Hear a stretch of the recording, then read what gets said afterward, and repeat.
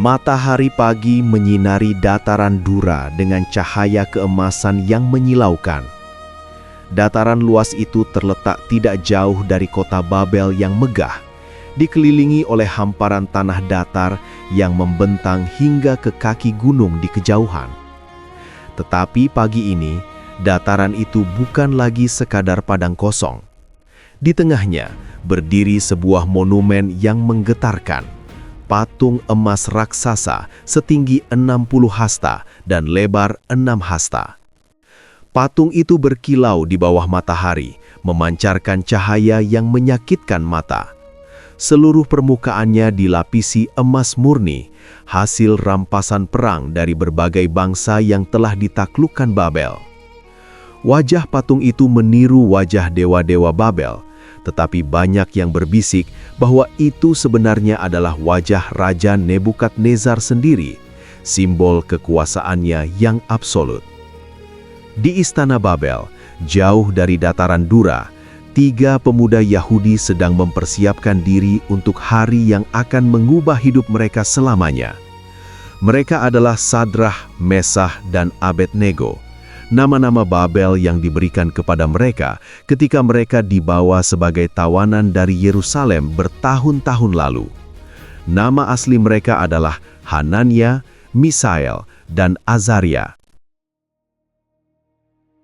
Sadrah, yang tertua dari ketiganya, berdiri di dekat jendela kamar mereka yang menghadap ke arah dataran Dura. Matanya menatap jauh, meskipun patung itu tidak terlihat dari sini. Wajahnya tenang, tetapi ada ketegangan di rahangnya. "Hari ini," katanya pelan, "kita akan diuji." Mesha, yang sedang merapikan jubah resminya sebagai pejabat kerajaan, menoreh. "Kita sudah tahu apa yang akan terjadi. Perintah raja sudah jelas." Abednego duduk di sudut ruangan. Tangannya memegang gulungan kecil, bagian dari Taurat yang mereka sembunyikan dengan hati-hati. Ia membacanya dalam bisikan, "Jangan ada padamu Allah lain di hadapanku. Jangan membuat bagimu patung yang menyerupai apapun." Sadrah menghela nafas panjang. "Sejak kita dibawa ke Babel sebagai anak-anak, kita sudah belajar bahasa mereka, membaca tulisan mereka, bahkan makan makanan mereka. Kita sudah melayani di istana ini dengan setia. Tetapi ada satu garis yang tidak bisa kita lewati. Menyembah patung." Mesha menyelesaikan kalimatnya. Ketiga pemuda itu saling pandang. Mereka tidak perlu banyak bicara. Mereka sudah tumbuh bersama, belajar bersama, dan bertahan bersama di tanah asing ini. Iman kepada Allah Israel adalah satu-satunya hal yang membuat mereka tetap utuh di tengah tekanan untuk menjadi orang Babel sepenuhnya. Di dataran Dura, persiapan sudah mencapai puncaknya. Ratusan pejabat kerajaan mulai berdatangan. Gubernur wilayah, bupati, penguasa daerah, penasihat, bendahara, hakim, kepala polisi, dan semua pembesar provinsi. Mereka datang dengan kereta kuda yang megah, mengenakan jubah resmi dengan lambang jabatan masing-masing. Seorang pejabat tinggi bernama Aryok, panglima pengawal raja, berdiri di atas platform mengawasi kerumunan. Ia adalah orang yang keras dan setia buta kepada raja. Di sampingnya berdiri beberapa penasihat kasdim, ahli-ahli sihir dan astrologi yang sering merasa terancam oleh kehadiran orang-orang Yahudi yang cerdas di istana.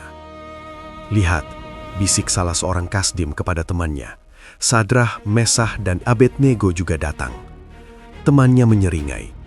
"Akhirnya kita punya kesempatan untuk menyingkirkan mereka. Raja terlalu mempercayai orang-orang Yahudi itu." Ketiga pemuda Yahudi itu tiba dengan kereta resmi mereka. Sebagai administrator tinggi di Provinsi Babel, mereka wajib hadir dalam upacara besar kerajaan. Mereka turun dari kereta dengan tenang, wajah mereka tidak menunjukkan emosi. Orang-orang di sekitar mereka berbisik, Sebagian kagum dengan kedudukan tinggi yang mereka capai di usia muda. Sebagian iri. Sebagian bertanya-tanya apakah mereka akan menyembah patung seperti yang diperintahkan. Seorang musik kerajaan meniup trompet panjang. Suara menggelegar memenuhi dataran. Semua orang terdiam. Dari kejauhan, derap kaki pasukan kerajaan terdengar mendekat. Raja Nebukadnezar datang dengan kereta emasnya, dikawal oleh ratusan tentara pilihan. Nebukadnezar turun dari keretanya dengan penuh kewibawaan. Ia adalah raja paling berkuasa di dunia saat itu, penakluk Yerusalem, penghancur Asyur, penguasa dari Mesir hingga Persia. Wajahnya keras, matanya tajam, dan aura kekuasaannya membuat semua orang gemetar. Ia berjalan menuju platform di depan patung emas. Seorang pejabat, utusan raja, maju ke depan dan membacakan dekrit dengan suara keras yang bergema. Kepada kalian, hai bangsa-bangsa, suku-suku bangsa dan orang-orang dari segala bahasa, diperintahkan sebagai berikut.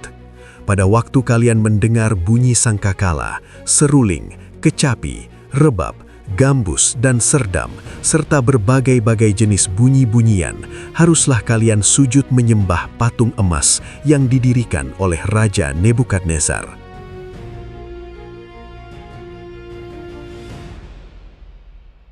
Keheningan mencekam turun. Ribuan pasang mata menatap patung emas yang menjulang tinggi.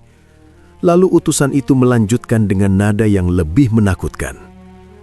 Dan barang siapa tidak sujud menyembah, pada saat itu juga ia akan dilemparkan ke dalam perapian yang menyala-nyala. Di kejauhan, di balik platform, asap hitam membumbung dari sebuah struktur besar, dapur perapian. Itu adalah tungku besar yang biasa digunakan untuk melelehkan logam atau membakar sampah. Tetapi hari ini, pintu tungku itu terbuka lebar, dan api di dalamnya menyala dengan intensitas yang mengerikan.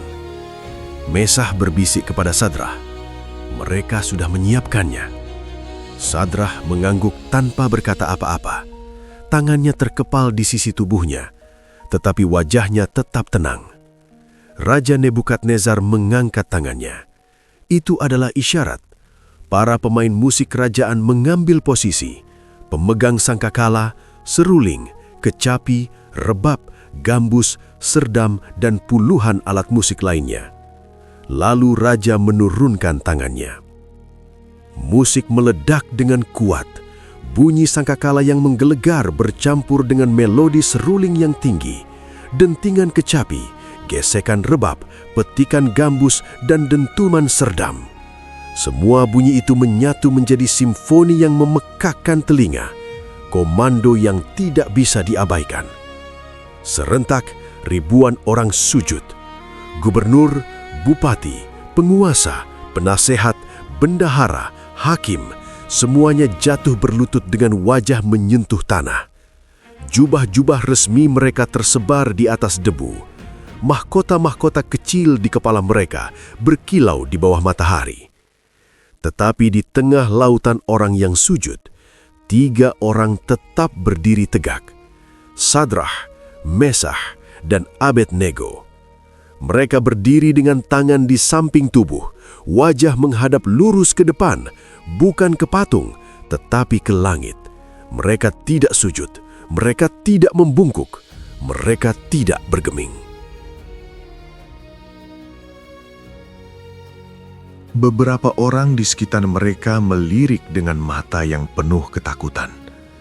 "Sujud," bisik seseorang dengan panik. "Kalian akan mati." Tetapi ketiga pemuda itu tidak bergerak. Para penasihat Kasdim yang sudah lama mengamati mereka tersenyum dengan kepuasan kejam. Inilah momen yang mereka tunggu. Salah seorang dari mereka, Aspenas, segera berlari mendekati Arioh, panglima pengawal. "Lihat," katanya sambil menunjuk.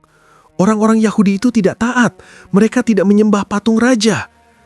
Arioh menatap ke arah yang ditunjuk. Matanya menyipit. Memang benar, Sadrah, Mesah, dan Abednego berdiri tegak di antara ribuan orang yang sujud.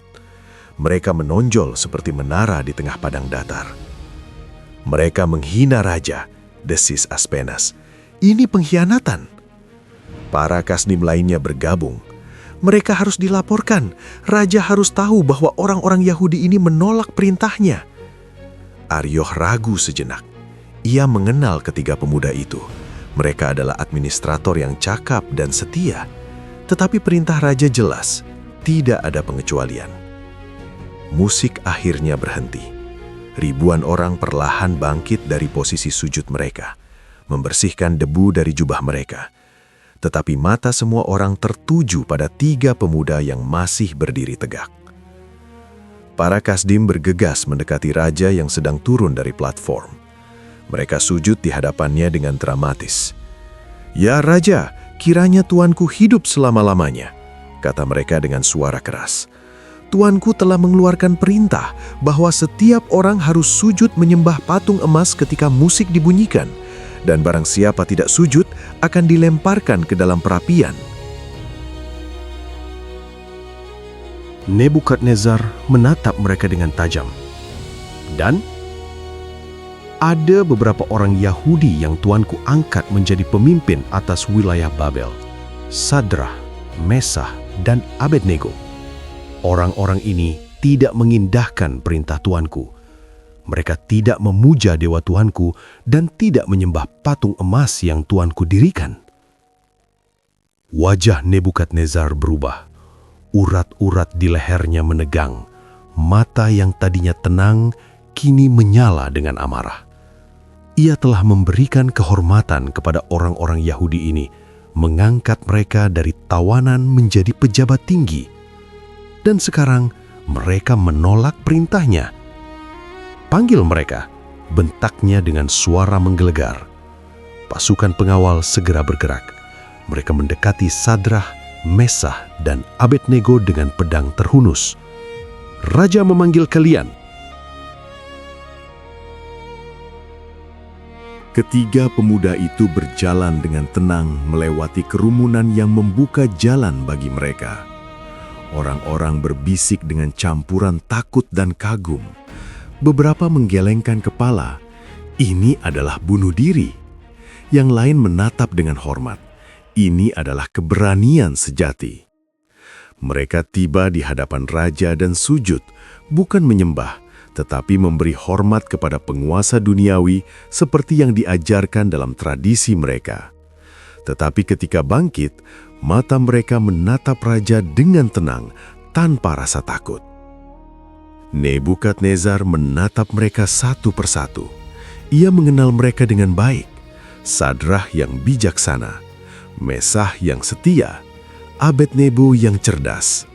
Mereka telah melayaninya dengan baik selama bertahun-tahun. "Benarkah," kata raja dengan suara rendah yang lebih menakutkan daripada teriakan, "bahwa kalian tidak memuja dewaku dan tidak menyembah patung emas yang kudirikan?" Keheningan turun, ribuan pasang mata menunggu jawaban. Api di perapian terus berkobar, asapnya membumbung ke langit. Sadrah, Mesah, dan Abednego saling pandang sekilas. Lalu mereka menatap raja dengan tatapan yang penuh hormat tetapi tidak goyah. Ujian yang sesungguhnya baru saja dimulai.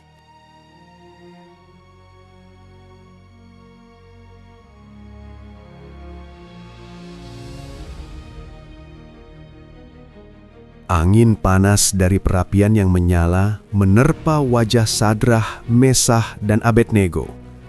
Mereka berdiri tegak di hadapan Raja Nebukadnezar yang duduk di singgasana portabelnya, dikelilingi oleh pejabat-pejabat tinggi kerajaan dan para kasdim yang menatap mereka dengan senyum penuh kemenangan. Raja Nebukadnezar tidak langsung menjatuhkan hukuman. Ia bukan penguasa yang gegabah, ia adalah strateg, diplomat, dan kadang-kadang seorang yang lebih kompleks dari yang orang kira. Ia menatap ketiga pemuda di hadapannya dengan tatapan yang sulit diartikan, campuran antara kekecewaan, amarah, dan mungkin sedikit rasa ingin tahu. "Sadrah, Mesah, Abednego," Katanya dengan suara yang lebih terkontrol sekarang, meskipun masih terdengar tajam. Sekarang jika pada waktu kamu mendengar bunyi sangkakala, seruling, kecapi, rebab, gambus dan serdam, serta berbagai-bagai jenis bunyi-bunyian, kamu bersedia sujud menyembah patung yang kubuat itu, baiklah. Raja memberikan kesempatan kedua. Ini adalah sesuatu yang jarang ia berikan kepada siapapun. Beberapa pejabat yang mendengarnya saling pandang dengan terkejut. Mengapa raja begitu bermurah hati kepada orang-orang Yahudi ini? Tetapi kemudian nada suara Nebukadnezar berubah, menjadi dingin, keras, mengancam. Tetapi jika kamu tidak menyembah, maka pada saat itu juga kamu akan dilemparkan ke dalam perapian yang menyala-nyala. Dan dewa manakah yang dapat melepaskan kamu dari tanganku? Pertanyaan terakhir itu diucapkan dengan nada mengejek. Nebukadnezar telah menaklukkan banyak bangsa, menghancurkan banyak kuil, dan tidak ada dewa manapun yang bisa menghentikannya. Ia adalah penguasa dunia, tangan kanannya adalah tangan kematian. Kerumunan menahan napas, semua mata tertuju pada ketiga pemuda Yahudi itu. Ini adalah kesempatan emas, kesempatan untuk hidup, untuk mempertahankan kedudukan mereka, untuk terus melayani di istana. Yang harus mereka lakukan hanya sujud sebentar, hanya membungkuk sekali, hanya gerakan fisik sederhana. Tetapi Sadrah, Mesah, dan Abednego tidak bergeming. Sadrah melangkah sedikit ke depan. Sebagai yang tertua, ia sering menjadi juru bicara mereka. Tetapi kali ini, ia berbicara bukan hanya untuk dirinya sendiri. Ia berbicara untuk ketiganya, untuk iman mereka, untuk Allah yang mereka sembah. Suaranya tenang tetapi jelas, terdengar hingga ke barisan belakang kerumunan. Ya, Nebukadnezar, kami tidak perlu menjawab tuanku dalam hal itu.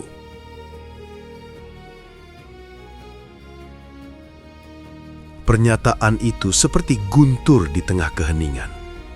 Tidak perlu menjawab kepada raja yang paling berkuasa di dunia? Beberapa pejabat tersentak. Para kasdim tersenyum lebih lebar. Ini adalah penghinaan terbuka. Raja pasti akan murka. Tetapi sebelum amarah Nebukadnezar meledak, Mesah melanjutkan dengan cepat, menjelaskan maksud kata-kata Sadrah. Jika Allah kami yang kami pujakan sanggup melepaskan kami, maka ia akan melepaskan kami dari perapian yang menyala-nyala dan dari dalam tanganmu, ya Raja. Kata-kata itu diucapkan dengan keyakinan yang begitu kuat sehingga membuat beberapa orang yang mendengarnya merinding. Ini bukan sekedar harapan atau doa. Ini adalah pernyataan iman yang teguh. Allah mereka sanggup melepaskan mereka. Tetapi kemudian, Abednego mengucapkan kata-kata yang paling menggetarkan dari semuanya. Kata-kata yang akan diingat sepanjang sejarah sebagai puncak kesetiaan kepada Allah. Tetapi seandainya tidak, hendaklah tuanku mengetahui, ya Raja, bahwa kami tidak akan memuja dewa tuanku dan tidak akan menyembah patung emas yang tuanku dirikan itu. Keheningan total turun. Seandainya tidak. 3 kata yang mengubah segalanya. Mereka tidak berkata, Allah pasti akan menyelamatkan kami, jadi kami berani. Mereka berkata, bahkan jika Allah tidak menyelamatkan kami tetap tidak akan menyembah patung itu. Ini bukan iman yang didasarkan pada jaminan keselamatan. Ini adalah iman yang murni, iman yang taat kepada Allah bukan karena mengharapkan berkat, tetapi karena Allah layak untuk ditaati, apapun konsekuensinya. Wajah Nebukadnezar berubah, merah padam, urat-urat di lehernya menegang seperti tali yang akan putus. Matanya melebar dengan amarah yang meluap-luap. Tidak ada yang pernah berani menentangnya secara terbuka seperti ini. Ia melompat dari singgasananya, menunjuk ke arah perapian dengan tangan gemetar karena marah. Panaskan perapian itu 7 kali lebih panas dari biasanya. Teriaknya dengan suara yang memekakkan telinga. 7 kali lebih panas. Angka 7 dalam budaya Babel melambangkan kesempurnaan, kelengkapan. Nebukadnezar tidak hanya ingin membunuh mereka, ia ingin menghancurkan mereka, melenyapkan mereka dari muka bumi, membuktikan bahwa tidak ada Allah yang bisa melawan kekuasaannya. Para pekerja berlari menuju perapian. Mereka melemparkan lebih banyak kayu. Mereka menyalakan lebih banyak minyak. Mereka mengipasi api dengan alat-alat besar. Api yang sudah menyala kini berkobar dengan intensitas yang mengerikan. Nyala biru dan putih yang membakar dengan panas yang hampir tidak dapat ditahan.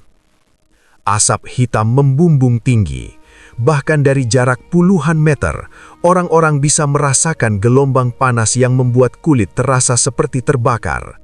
Beberapa orang mundur lebih jauh, menutup wajah mereka dengan jubah. Raja berbalik kepada pasukan pengawalnya, prajurit-prajurit terkuat dan paling gagah di pasukannya.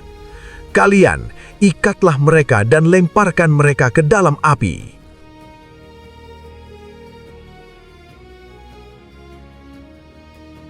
Pasukan terkuat dipilih, bukan karena ketiga pemuda itu akan melawan, tetapi karena mereka harus bekerja cepat di dekat panas yang mematikan itu.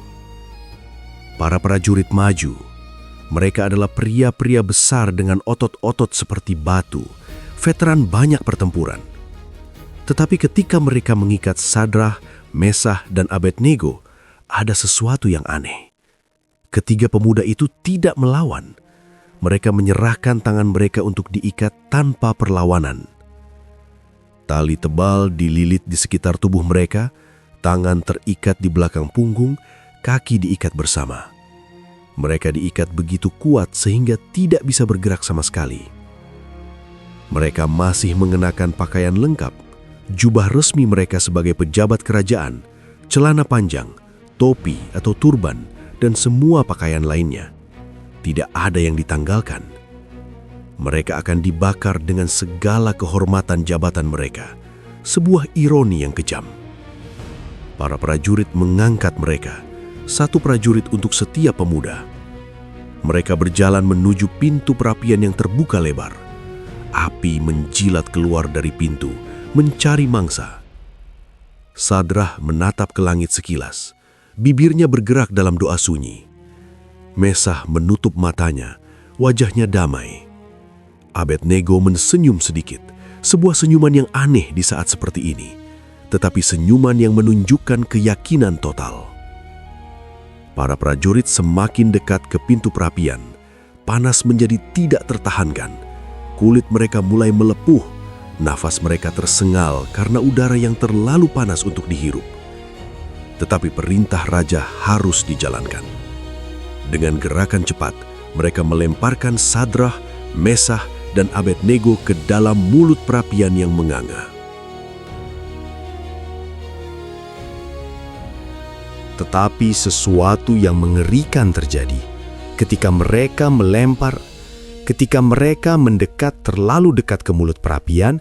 Nyala api yang menyembur keluar menangkap mereka. Prajurit-prajurit yang kuat itu berteriak. Kulit mereka terbakar seketika. Rambut mereka menyala.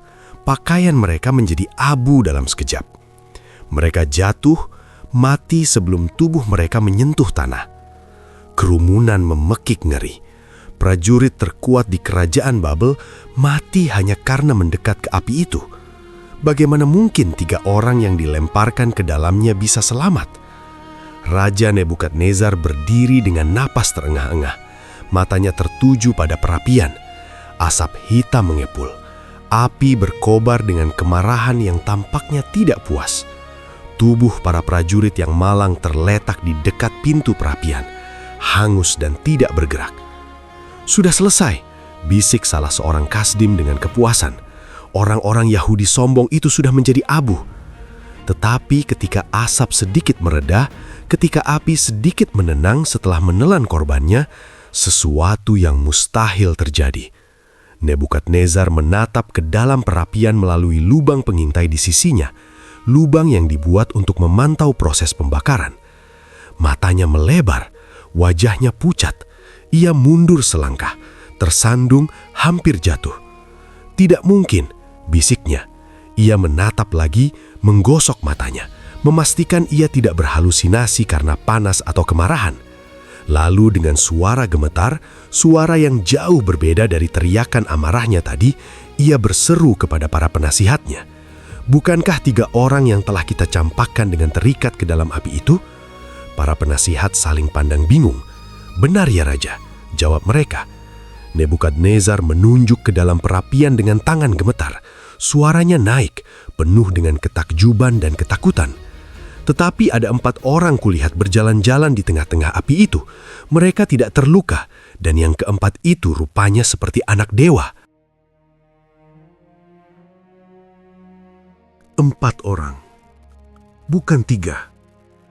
Dan mereka berjalan, tidak terbakar, tidak berteriak kesakitan, tidak mati. Mereka berjalan dengan bebas, seolah-olah api itu adalah taman yang sejuk. Tali-tali yang mengikat mereka telah terbakar, tetapi tubuh mereka tidak tersentuh api. Dan yang keempat, sosok yang bercahaya, yang agung, yang tampak bukan dari dunia ini, berjalan di antara mereka. Nebukadnezar berlutut tanpa sadar. Raja yang paling berkuasa di dunia, yang baru saja mengklaim bahwa tidak ada Allah yang bisa melawan kekuasaannya, kini gemetar di hadapan kuasa yang jauh lebih besar. Para penasehat dan pejabat berkerumun, berusaha melihat ke dalam perapian. Dan ketika mereka melihat, 4 sosok berjalan tenang di tengah api yang seharusnya membunuh manusia dalam sekejap, mulut mereka terbuka dalam ketakjuban yang tidak bisa diungkapkan dengan kata-kata. Allah yang mereka ejek telah turun.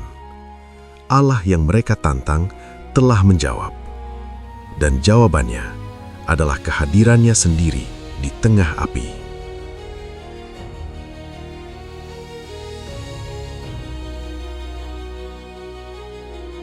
Di dalam perapian yang menyala-nyala, dunia berubah menjadi tempat yang berbeda dari segala yang dikenal oleh manusia. Api berkobar di sekeliling, api biru dan putih yang seharusnya melenyapkan apapun yang menyentuhnya. Suhu di dalam tungku itu mencapai tingkat yang tidak terbayangkan, cukup untuk melelehkan logam dan mengubah batu menjadi lava. Tetapi Sadrah, Mesah, dan Abednego tidak merasakan panas yang membakar. Bukan karena takut, tetapi karena penyerahan total. Ini adalah momen terakhir hidup mereka, atau begitulah yang mereka pikirkan. Mereka sudah membuat keputusan. Mereka tidak akan menyangkal Allah mereka, bahkan jika itu berarti kematian. Tetapi kemudian, sesuatu yang ajaib terjadi.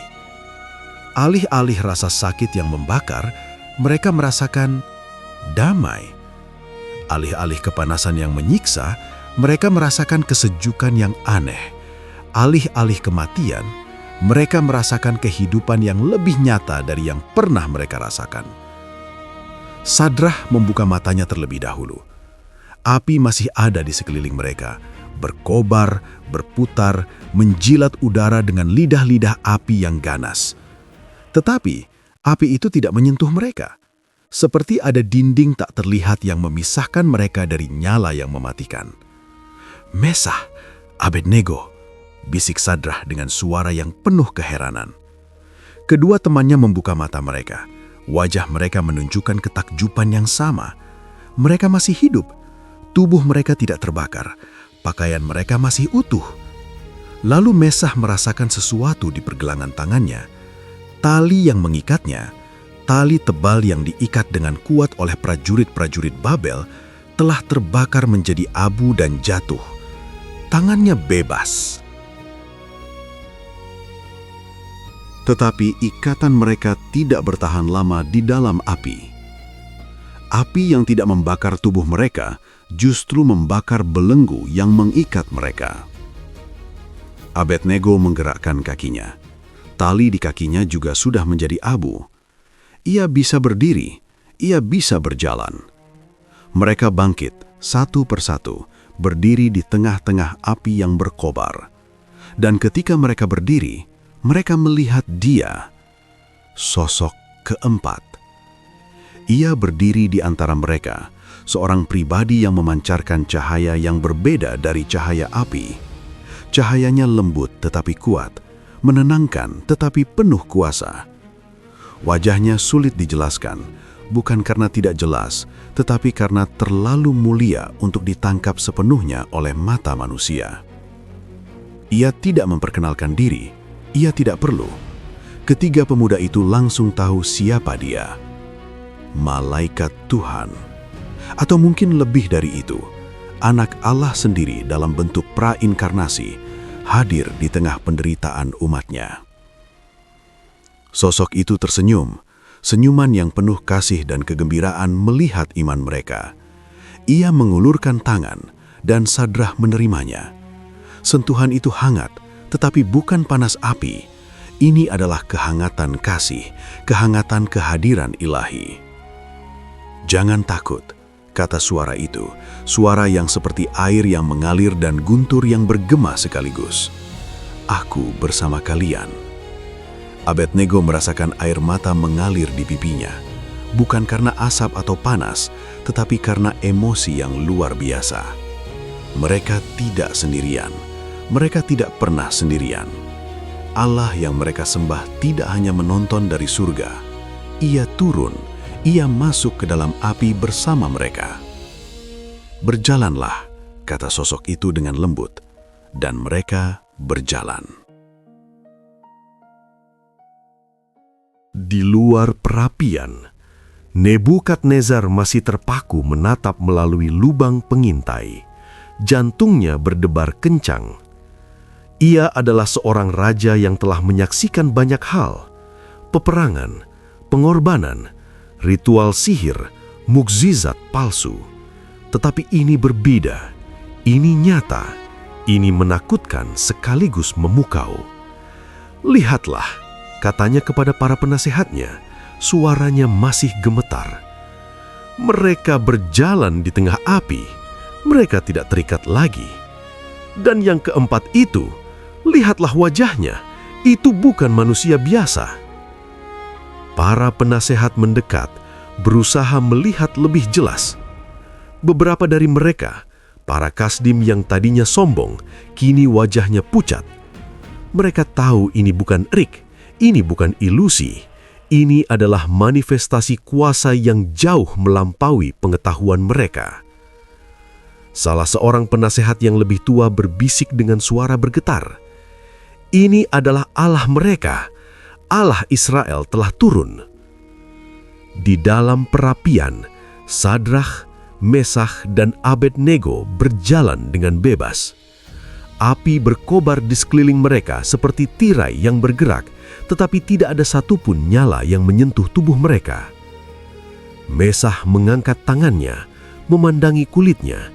Tidak ada luka bakar, tidak ada lecet, bahkan tidak ada bau asap. "Ini," bisiknya dengan takjub, "ini mustahil menurut akal manusia." Sosok keempat itu berjalan di tengah mereka. Tangannya kadang menyentuh bahu mereka dengan lembut, sebuah sentuhan yang memberikan kekuatan, ketenangan, dan sukacita yang tak terkatakan. "Kalian memilih untuk setia, dan aku memilih untuk hadir. Inilah janjiku kepada mereka yang mengasihiku. Aku akan menyertai mereka dalam kesukaran. Aku tidak selalu menghindarkan mereka dari api, tetapi aku berjalan bersama mereka di dalamnya."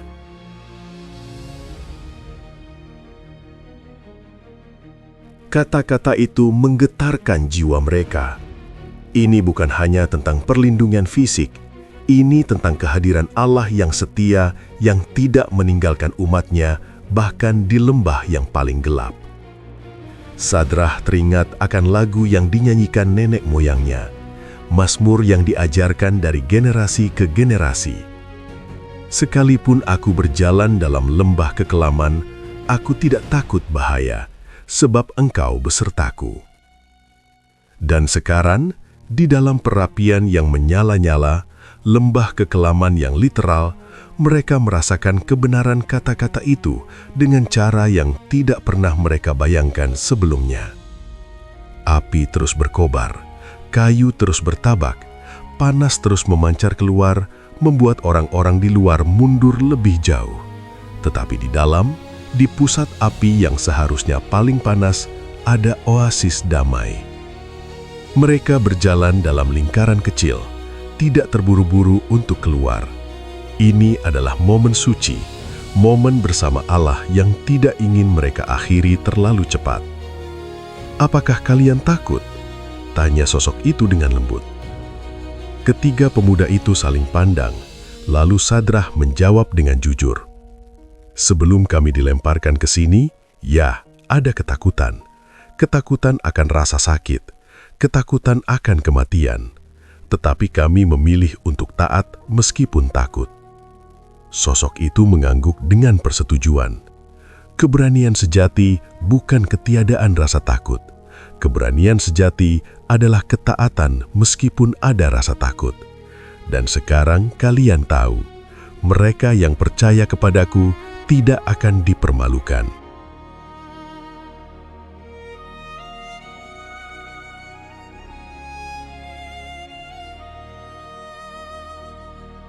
Di luar perapian, ketegangan mencapai puncaknya. Nebukadnezar tidak bisa lagi hanya berdiri dan menonton. Ia harus berbuat sesuatu. Ia harus memastikan apa yang dilihatnya benar-benar nyata. Dengan langkah yang tidak pasti, sangat berbeda dari langkahnya yang biasanya penuh percaya diri, ia mendekati pintu perapian. Panas segera menghantamnya seperti tembok. Ia harus berhenti beberapa meter dari pintu, tidak berani lebih dekat. Ia berteriak dengan suara keras, bukan lagi suara amarah, tetapi suara yang penuh keheranan dan bahkan hormat. "Hamba-hamba Allah yang Maha Tinggi, keluarlah dan datang kemari." Hamba-hamba Allah yang Maha Tinggi. Kata-kata itu keluar dari mulut raja yang sama yang tadi menantang, "Dewa manakah yang dapat melepaskan kamu dari tanganku?" Sekarang ia mengakui, ada Allah yang lebih tinggi dari semua Allah Babel, lebih tinggi dari kekuasaannya sendiri. Di dalam perapian, sosok keempat itu menatap ketiga pemuda dengan pandangan penuh kasih. "Sudah waktunya," katanya. "Pergilah dan persaksilah. Tunjukkan kepada mereka bahwa Allah yang kalian sembah adalah Allah yang hidup." Sadrah ingin memohon, "Biarlah kami tinggal lebih lama." Tetapi ia tahu mereka harus pergi, bukan untuk diri mereka sendiri, tetapi untuk kesaksian bagi bangsa-bangsa. Mereka berjalan menuju pintu perapian. Api membuka jalan bagi mereka, seperti Laut Merah yang terbelah bagi Musa dan orang Israel. Sosok keempat itu berjalan bersama mereka hingga ke ambang pintu. Lalu, secara ajaib, ia tidak terlihat lagi oleh mata orang-orang di luar.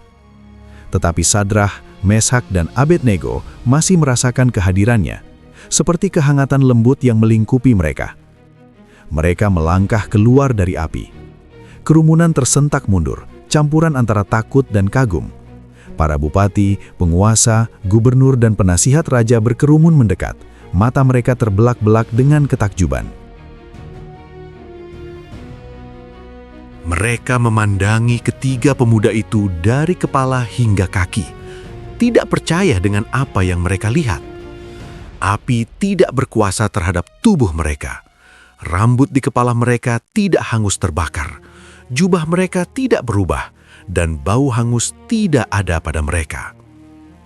Seseorang mengulurkan tangan, menyentuh jubah Sadrah dengan hati-hati, seolah takut itu adalah ilusi yang akan hilang saat disentuh. Tetapi jubah itu nyata, dan tidak ada satu tanda pun dari api. Seorang gubernur mencium bau jubah Mesyah.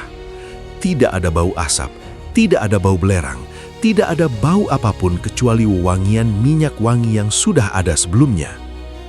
Seorang penasihat menyentuh rambut Abednego, masih lembut, tidak ada yang rapuh atau hangus. "Ini tidak mungkin menurut hukum alam," bisik salah seorang ahli dari Kasdim. Suaranya gemetar. Api itu cukup panas untuk membunuh prajurit-prajurit dari jarak jauh, tetapi mereka berjalan di dalamnya dan keluar tanpa luka sedikit pun. Seorang pejabat tua berlutut di hadapan mereka. Allah kalian berkuasa melebihi segala Allah." Raja Nebukadnezar berjalan perlahan mendekati mereka. Wajahnya telah berubah total, tidak lagi amarah, tidak lagi kesombongan. Yang ada adalah kekaguman yang mendalam, rasa hormat, dan mungkin untuk pertama kalinya dalam hidupnya, ketakutan yang tulus akan yang ilahi. Ia berdiri di hadapan 3 pemuda yang pernah ia perintahkan untuk dibakar hidup-hidup. Ia menatap wajah mereka, wajah yang tenang, damai, bercahaya dengan sukacita batin yang tidak bisa dijelaskan. Lalu raja yang paling berkuasa di dunia itu berbicara dengan suara yang penuh hormat, suara yang sangat berbeda dari nada mengancamnya sebelumnya. Terpujilah Allahmu, hai Sadrah, Mesyah, dan Abednego. Kata-kata pujian keluar dari mulut seorang raja penyembah berhala, bukti hidup bahwa Allah yang benar dapat mengubah hati yang paling keras sekalipun. Di antara kerumunan, bisikan mulai menyebar. Allah Israel berkuasa, tidak ada Allah lain yang seperti Dia. Ia menyelamatkan hamba-hambanya dari api.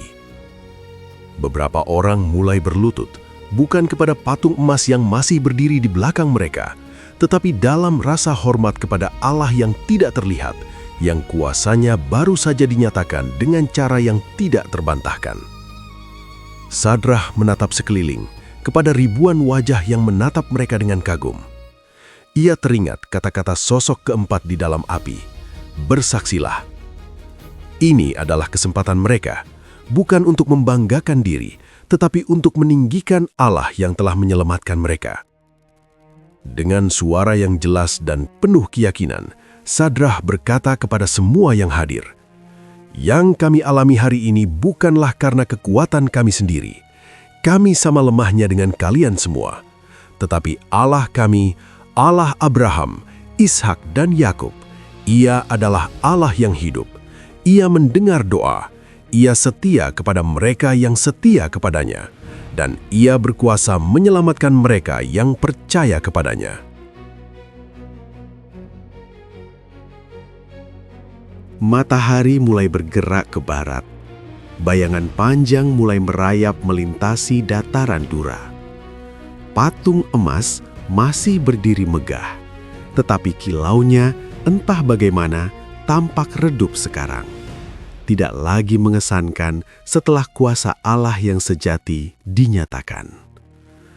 Api di dalam perapian perlahan-lahan mulai padam. Kayu telah habis terbakar. Tetapi api yang dinyalakan hari itu di hati banyak orang, api iman, api kekaguman akan Allah yang benar, tidak akan pernah padam. Ketiga pemuda Yahudi itu berdiri bersama. Bahu mereka hampir menyentuh, sama seperti mereka berdiri tegak ketika semua orang sujud kepada patung. Tetapi kali ini, mereka tidak sendirian lagi. Ribuan mata sekarang melihat bukan 3 orang yang keras kepala, tetapi 3 saksi dari Allah yang hidup. Dan meskipun sosok keempat itu tidak lagi terlihat, Sadrah, Mesah, dan Abednego tahu, ia tidak pernah pergi. Ia tetap bersama mereka, seperti yang ia janjikan untuk tetap bersama semua orang yang mengasihinya, apapun api yang harus mereka hadapi.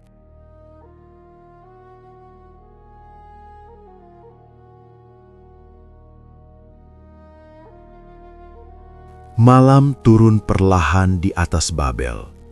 Bintang-bintang mulai muncul satu persatu di langit yang gelap, seperti saksi-saksi bisu atas peristiwa yang mengubah sejarah hari itu.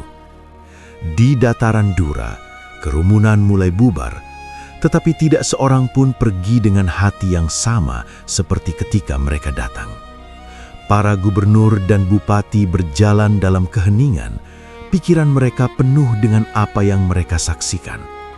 Para penasihat Kasdim yang tadinya sombong dengan pengetahuan dan sihir mereka, kini berjalan dengan kepala tertunduk, menyadari bahwa ada kuasa yang jauh melampaui pemahaman mereka.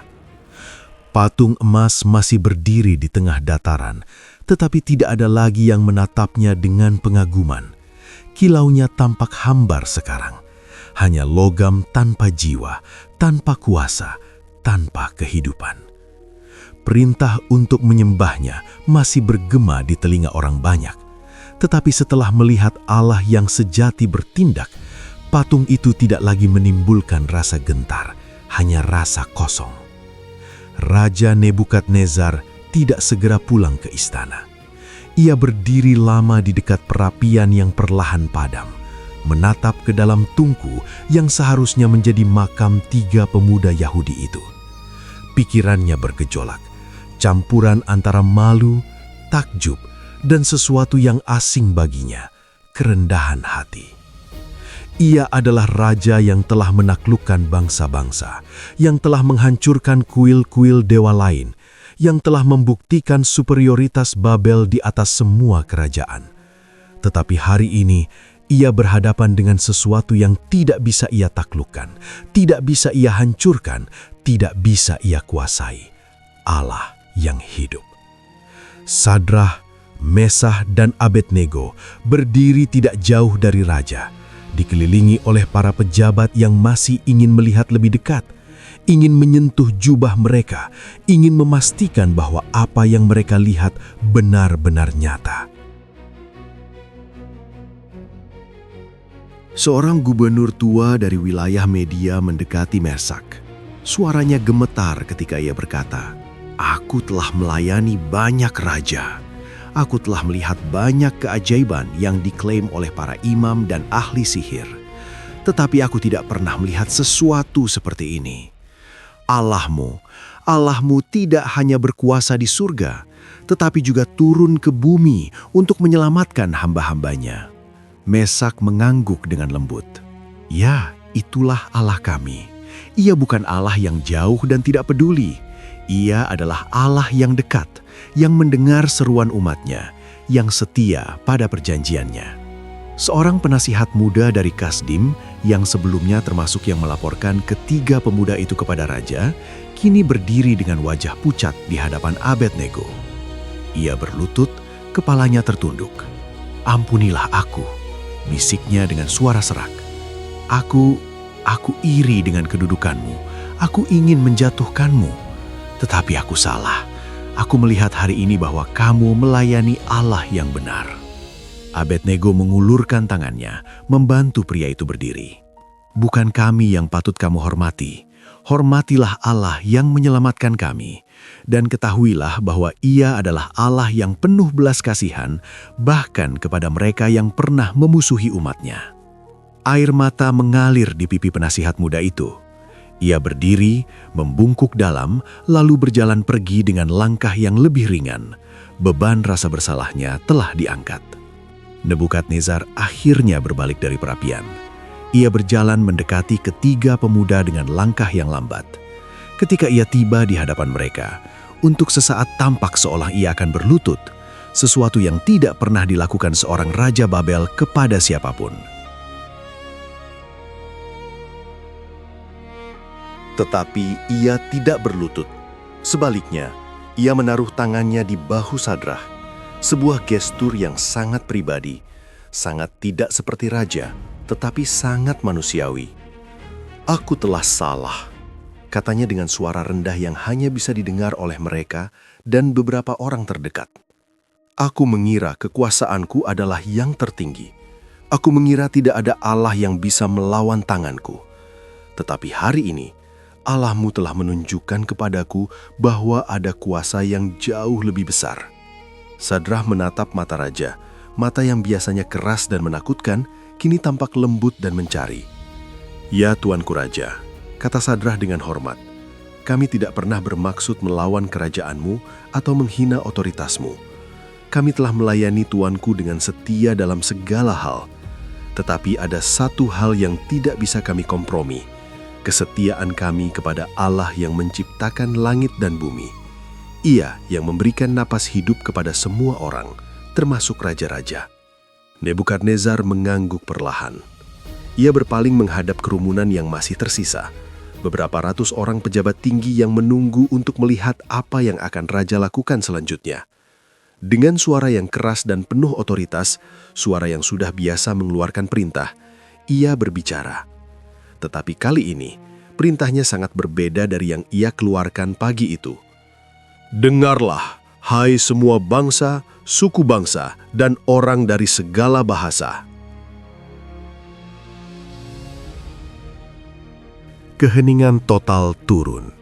Semua mata tertuju pada raja. Aku, Nebukadnezar, Raja Babel, membuat dekret baru. Dari hari ini dan seterusnya, perintahku adalah sebagai berikut. Ia berhenti sejenak, memastikan setiap kata yang ia ucapkan didengar dengan jelas. Barang siapa dari bangsa, suku bangsa, atau bahasa manapun yang mengucapkan penghinaan terhadap Allahnya Sadrah, Mesah, dan Abednego, akan dipotong-potong tubuhnya dan rumahnya akan dirobohkan menjadi timbunan sampah. Kerumunan tersentak. Ini adalah pembalikan total. Pagi ini, mereka diperintahkan untuk menyembah patung atau mati. Sekarang, mereka diperintahkan untuk tidak menghina Allah Israel atau mati. Nebukadnezar melanjutkan, suaranya sedikit lebih lembut tetapi tetap tegas. Karena tidak ada Allah lain yang dapat melepaskan seperti yang dilakukannya. Kata-kata itu bergema melintasi dataran. Para pejabat saling memandang, lalu satu persatu mereka mengangguk. Bukan karena takut pada hukuman, tetapi karena mereka telah melihat sendiri. Mereka adalah saksi mata dari mukjizat yang tidak bisa disangkal. Beberapa orang bahkan mulai bertepuk tangan, tepuk tangan yang cepat menyebar menjadi sorak-sorai. Tetapi kali ini, sorak-sorai itu bukan untuk patung emas atau untuk raja, tetapi untuk Allah yang telah menunjukkan kuasanya. Raja Nebukadnezar kemudian berbalik kepada ketiga pemuda. Dengan suara yang hanya mereka yang dengar, ia berkata, "Aku tidak bisa memaksamu untuk menyembah dewaku. Aku sudah belajar hari ini bahwa itu akan sia-sia. Tetapi aku bisa dan aku akan menghormati Allahmu dan melindungi mereka yang menyembahnya di kerajaanku." Lalu dengan gerakan resmi, ia mengumumkan kepada semua orang, "Dan aku mengangkat Sadrah, Mesah, dan Abednego ke kedudukan yang lebih tinggi di wilayah Babel." Tepuk tangan dan sorak-sorai meledak lagi. Para gubernur dan bupati maju, membungkuk di hadapan ketiga pemuda, bukan menyembah mereka, tetapi memberikan hormat kepada mereka yang telah dipromosikan oleh raja. Tetapi Sadrah, Mesah, dan Abednego tidak merasakan kebanggaan. Mereka merasakan rasa syukur yang mendalam, bukan karena promosi, tetapi karena Allah telah menggunakan ujian mereka untuk memuliakan namanya. Beberapa hari kemudian, di Istana Babel, ketiga pemuda itu dipanggil menghadap raja di ruang pribadi, bukan ruang tahta yang besar, tetapi ruang kecil tempat raja berbicara dengan penasihat terdekatnya. Nebukadnezar duduk, bukan di atas singgasana, tetapi di kursi biasa. Ia mempersilahkan mereka duduk, sesuatu yang sangat tidak biasa, karena biasanya semua orang harus berdiri di hadapan raja. "Aku ingin bertanya," kata raja dengan nada yang lebih reflektif, "ketika kalian berdiri di hadapanku, dan aku mengancam akan melemparkan kalian ke dalam api, apa yang kalian rasakan?"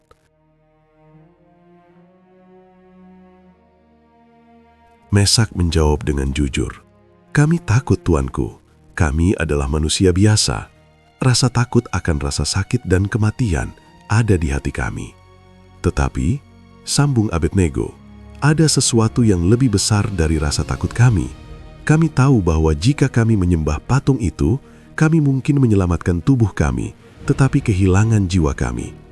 Kami akan mengkhianati Allah yang telah setia kepada kami sepanjang hidup kami." Sadrah menambahkan, "Dan kami percaya, entah Allah menyelamatkan kami dari api atau tidak, bahwa Ia tetap baik, Ia tetap setia, dan pada akhirnya, mati dalam ketaatan kepadanya lebih baik daripada hidup dalam pengingkaran." Nebukadnezar terdiam lama, memikirkan kata-kata itu. Lalu ia berkata pelan, "Aku iri padamu." Ketiga pemuda itu terkejut. "Tuanku?" "Iya," kata raja dengan senyum pahit. Aku memiliki seluruh dunia di bawah kekuasaanku. Aku bisa memerintahkan apa saja dan orang akan melakukannya. Tetapi kalian memiliki sesuatu yang tidak bisa kubeli dengan emas atau kuasa. Kalian memiliki iman yang tidak tergoyahkan. Kalian memiliki Allah yang turun untuk berjalan bersamamu di dalam api. Ia menatap keluar jendela, ke arah taman istana yang indah. Aku telah membangun kerajaan yang besar. Babel adalah kota paling megah di dunia. Tetapi apa gunanya semua itu jika aku tidak mengenal Allah yang sejati? Sadrah condong ke depan. Tuanku, bisa mengenalnya. Allah kami bukan Allah yang hanya untuk orang Yahudi. Ia adalah Allah semua manusia. Ia menciptakan semua bangsa, dan Ia mengasihi semua orang, bahkan raja-raja yang pernah melawannya. Nebukadnezar menatap mereka dengan tatapan yang penuh kerinduan. Ajarkan aku tentang Allah-Mu. Dan di ruangan itu, di tengah istana Babel yang megah, 3 pemuda Yahudi mulai bercerita tentang Allah Abraham, Ishak, dan Yakub. Allah yang memanggil Abraham keluar dari Ur, yang membebaskan Israel dari Mesir, yang memberikan Taurat di Gunung Sinai, dan yang setia pada perjanjiannya meskipun umatnya sering memberontak. Mereka bercerita hingga malam larut, dan Raja Babel, penakluk bangsa-bangsa, pembangun kerajaan terbesar, duduk dan mendengarkan seperti seorang anak yang mendengar cerita dari kakeknya. Minggu-minggu berlalu menjadi bulan. Kehidupan di Babel berubah secara halus tetapi pasti. Sadrah, Mesah, dan Abednego, dengan kedudukan mereka yang lebih tinggi, mulai mempengaruhi kebijakan kerajaan dengan hikmat dan keadilan. Mereka tidak memaksakan iman mereka kepada orang lain, tetapi mereka hidup dengan cara yang membuat orang bertanya, "Apa yang membuat kalian berbeda?" Dan ketika ditanya, mereka dengan senang hati bersaksi tentang Allah yang hidup. Beberapa orang Babel mulai tertarik dengan Allah Israel. Mereka datang diam-diam ke rumah ketiga pemuda itu, bertanya tentang firman Tuhan, belajar tentang jalan-jalannya. Seorang pedagang bernama Belshazzar, bukan pangeran yang akan lahir kemudian dengan nama yang sama, datang suatu malam dengan wajah penuh keraguan. "Aku telah menyembah Marduk sepanjang hidupku," katanya. "Tetapi ketika aku melihat apa yang terjadi di dataran Dura, aku mulai bertanya-tanya, apakah Allah yang aku sembah benar-benar ada, atau hanya patung batu yang tidak bisa berbuat apa-apa?" Abednego menjawab dengan lembut, "Patung tidak bisa menyelamatkan, karena patung tidak hidup. Tetapi Allah kami hidup. Ia mendengar, Ia peduli, Ia bertindak, dan Ia mengundang semua orang untuk mengenalnya." "Bahkan orang Babel seperti aku?" tanya pedagang itu ragu-ragu. "Terutama orang Babel seperti kamu," jawab Abednego dengan senyum. "Allah tidak memandang suku atau bangsa, Ia memandang hati."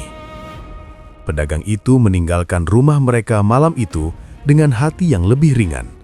Benih iman telah ditanam. Suatu hari, ketika Sadrak berjalan melewati dataran Dura, tempat yang selamanya akan diingat dalam sejarah, ia melihat patung emas itu masih berdiri. Tetapi sekarang tidak ada yang datang untuk menyembahnya.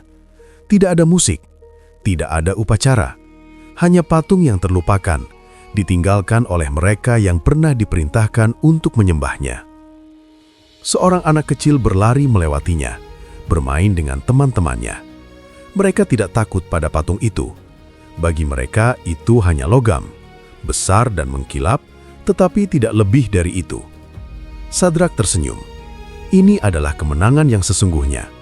Bukan bahwa mereka selamat dari api, tetapi bahwa kuasa patung itu telah dipatahkan. Orang-orang telah melihat Allah yang sejati, dan mereka tidak lagi bisa puas dengan allah-allah palsu. Di istana, Raja Nebukadnezar duduk di tamannya menatap langit malam. Di sampingnya ada gulungan yang baru saja diberikan oleh Sadrah, sebagian dari kitab Kejadian yang menceritakan tentang penciptaan dunia. Ia membacanya perlahan. Jari-jarinya menelusuri kata-kata kuno itu. Pada mulanya Allah menciptakan langit dan bumi. Untuk pertama kalinya, Nebukadnezar memahami sesuatu yang mendasar. Ia bukan pusat alam semesta. Ada Allah yang lebih besar, yang menciptakan segala sesuatu, yang mengatur sejarah, yang bahkan mengangkat dan menurunkan raja-raja. Suatu hari nanti, bertahun-tahun kemudian, ia akan mengalami kerendahan hati yang lebih dalam lagi.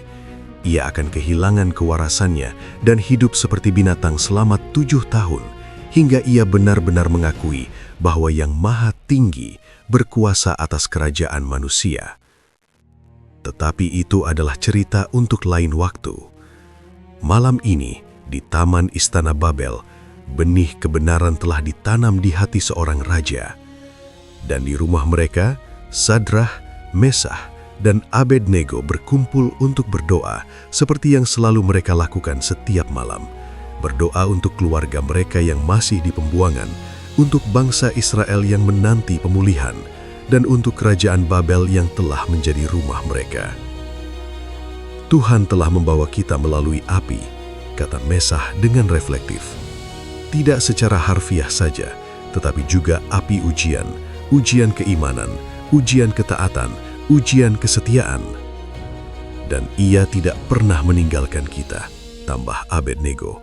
Bahkan ketika kita berjalan di lembah yang paling gelap, ia ada bersama kita. Sadrah mengangguk. Kisah kita bukan tentang kita, ini tentang Allah yang setia. Dan suatu hari, jauh di masa depan, mungkin ada orang lain yang menghadapi api mereka sendiri, api penganiayaan, api pencobaan, api penderitaan.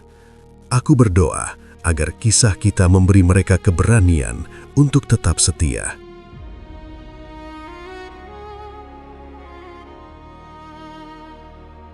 Mereka bertiga duduk dalam keheningan yang nyaman, merasakan damai yang melampaui akal budi.